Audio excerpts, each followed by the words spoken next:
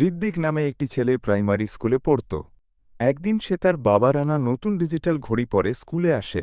ঘড়িটি এত সুন্দর ছিল যে সবাই মুগ্ধ হয়ে তাকিয়ে থাকে। কিন্তু সেই ক্লাসে ছিল জয়, গরিব এক ছাত্র। ঘড়িটি দেখে তার লোভ হয়।